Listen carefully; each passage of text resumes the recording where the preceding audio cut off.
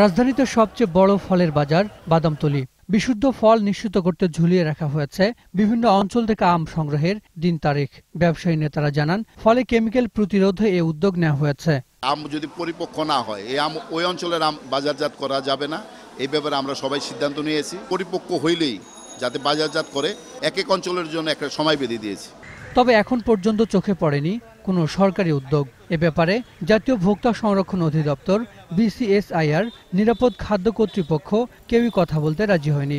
আর BSTI বলছে, এসব তাদের আওতাভুক্ত কাজের বাইরে হলেও কোনো নির্দেশনা পেলে কাজ করবেন তারা। মূলত কৃষিজাত পণ্য কিংবা ফ্রেশ ফুডে ফরমালিন ব্যবহার বিষয়টা BSTI এখতিয়ারভুক্ত নয়। যদি কোনো নির্দেশনা থাকে এবং কোন আইনে এই কার্যক্রম পরিচালিত হবে, এই ধরনের সুনির্দিষ্ট নির্দেশনা থাকলে সংশ্লিষ্ট দপ্তরগুলি অবশ্যই কার্যক্রম গ্রহণ করবেন, যেভাবে বিগত বছরগুলিতে করা হয়েছিল। গেল বছর উচ্চ আদালতের নির্দেশে ফরমালিন শনাক্ত করতে রাজধানীর বিভিন্ন স্থানে বসানো হয়েছিল চেকপোস্ট। পরে ফরমালিন শনাক্তকারী যন্ত্রগুলো ফল পরীক্ষার উপযোগী নয় এমনটা প্রমাণিত হলে আটকে যায় সে প্রক্রিয়া।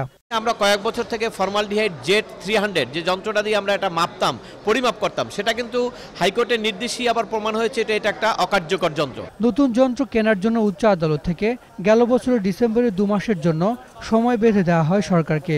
রিটকারী আইনজীবীর দাবি, যন্ত্র কেনা হয়েছে এমন তথ্য এখনো আদালতকে জানানো হয়নি। হাইকোর্ট নির্দেশ দিয়েছে 2 মাসের মধ্যেই একটি কার্যকর যন্ত্র সংগ্রহ করার জন্য সরকারকে, কারণ আমাদের এখন মৌসুমি ফল, কিন্তু এটা কিন্তু কয়েক মাস হয়ে গেছে, এখন পর্যন্ত আমরা জানি না যে এটা কতদূর অগ্রগতি, বা এরকম কোনো সংবাদ মিডিয়া আসে নাই যেটা সরকার অলরেডি সংগ্রহ করেছেন। তো আমাদের দাবি থাকবে এটি দ্রুত যেন এটি সংগ্রহ করা হয়। আর 22 মাসেও বাস্তবায়ন নেই নিরাপদ খাদ্য আইন 2013। বিশেষজ্ঞরা বলছেন, আইনটি বাস্তবায়ন হলে সমন্বয়হীনতা দূর হয়ে নিরাপদ খাদ্য ব্যবস্থা গড়ে তোলা সম্ভব হবে।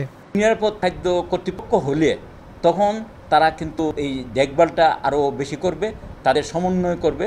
সুতরাং আমরা আশা করতে পারি যে তখন তাদের চাপে অন্যান্য সংগঠনগুলো আরও অনেক বেশি সক্রিয় হবে।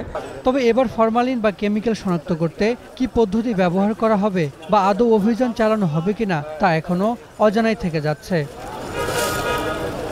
হাসান মিসবাহ, 21 টেলিভিশন, ঢাকা।